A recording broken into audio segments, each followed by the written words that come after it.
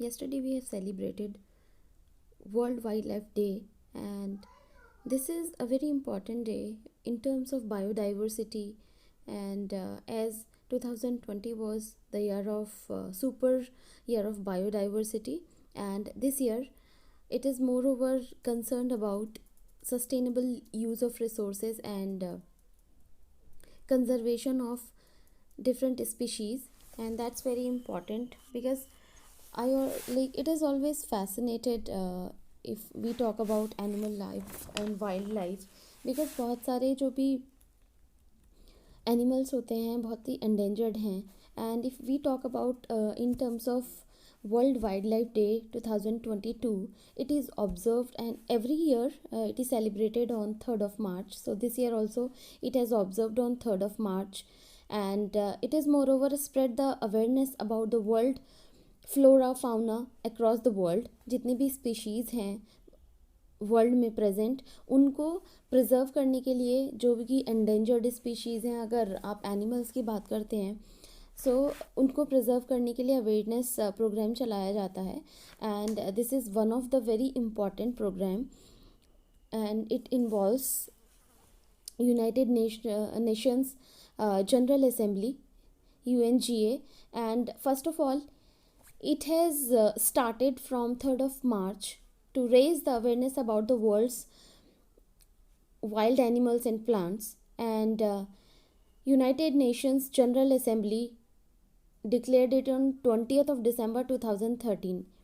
It was 60, and this year it was 68th session proclaimed 3rd March, which is the day of signature of the Convention on International Trade in Endangered Species of Wild Fauna and Flora, जो कि sites में आते हैं, वो उसमें included हैं. And 1973 में UN nation ने ही डिक्लेयर किया था, that is world wild life day के लिए.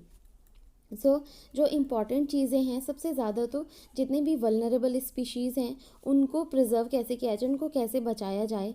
जो भी एंडेंजर्ड स्पीशीज़ हैं जो कि लग रहा है कि वो एक्सटिंक्ट हो जाएंगी, आप टाइगर की बात करते हो, बिकॉज पूरा जो इकोसिस्टम है वो उसी पर ही बेस्ड होता है.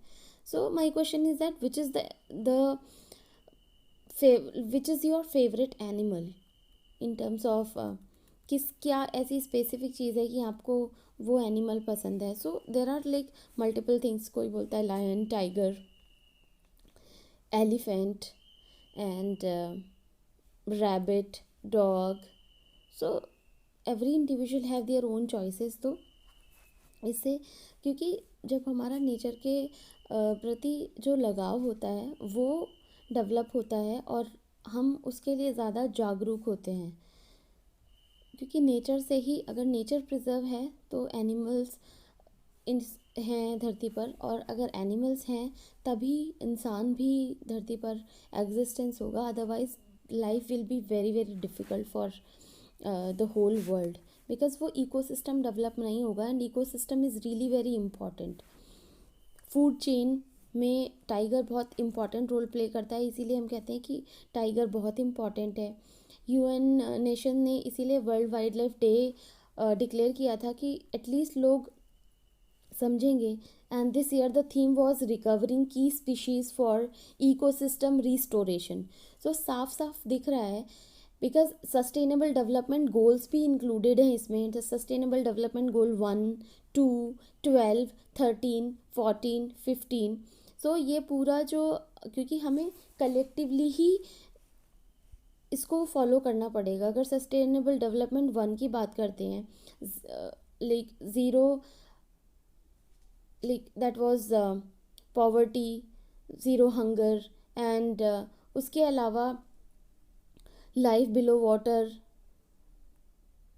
Life on land. सो इतने सारी चीज़ें हैं. उसके बाद जो भी सस्टेनेबिलिटी है वो सब ज़रूरी है, और हमें अपनी तरफ से पार्टिसिपेट करना चाहिए जितना हम कर सकते हैं. बिकॉज ऐसा तो पॉसिबल नहीं है कि आप हर चीज़ को, सारी चीज़ें छोड़ छाड़ के और आप तब वो करो, लेकिन ये काफ़ी ज़्यादा इम्पॉर्टेंट है. बिकॉज 2021 से 2030 तक के जो भी ये है decade, that is decade on ecosystem restoration के लिए ही डिक्लेयर किया गया है. It was the highlight. इस साल के लिए. So that is very important, and this is the significance. And the year 2022 World Wildlife Day focus on the need to reserve the fate of the most critically endangered species, to support the restoration of their habits and ecosystem, and to promote their sustainable use by humanity. That is first point. If I'll talk about second point, World Wildlife Day 2022 also highlight the importance of UN Decade on Ecosystem Restoration 2021 to 30. More than 8,400 species of world fauna and flora are critically endangered, जो कि खतरे में है अभी. Around 30,000 and more are understood to be endangered और vulnerable, जो कि लग रहा है कि हाँ शायद एक्सटिंक्ट हो जाएं या फिर उस सिचुएशन में हों.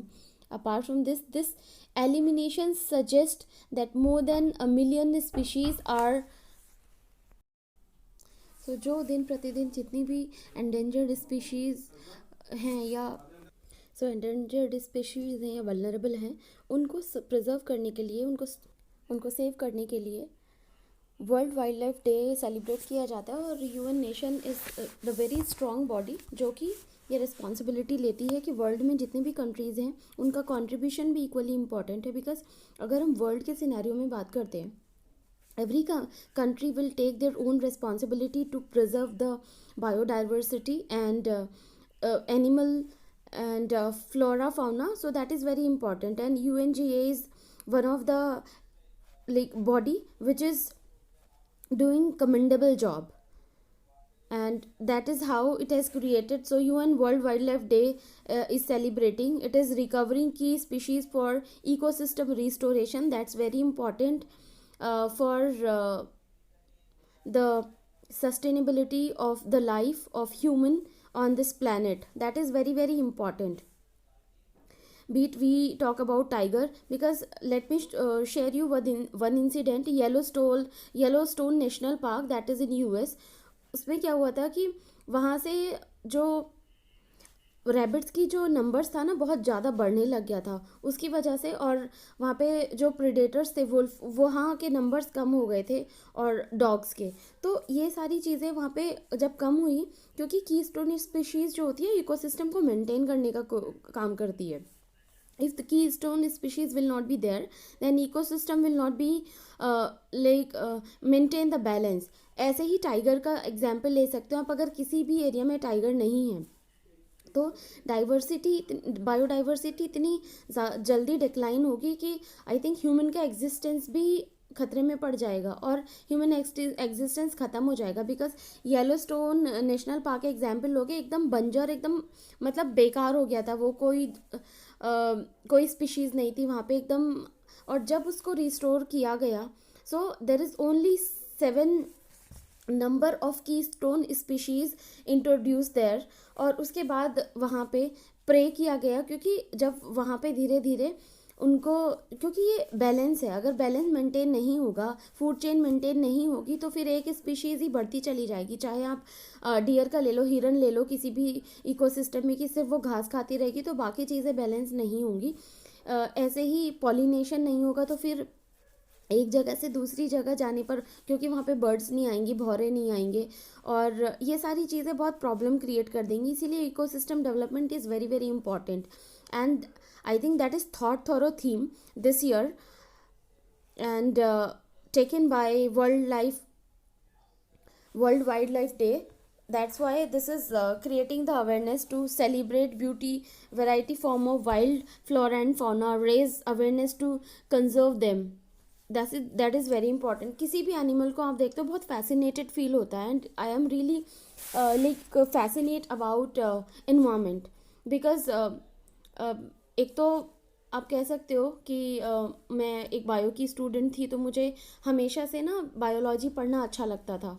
और जब भी किसी भी एनवायरनमेंट के बारे में जानना, जैसे 10th 11th 12th में हर्बेरियम बनाते थे, तो मम्मी के साथ मैं गांव जाती थी, वहाँ से कलेक्ट करना, वहाँ से फिर हर्बेरियम में प्रॉपरली उनको अच्छे से रखना, कैसे मेंटेन किया जाता है. Same thing I did in graduation. तो वो ना एक डिफरेंट पर्सपेक्टिव जनरेट हो जाता है. So this is all about world wild life day.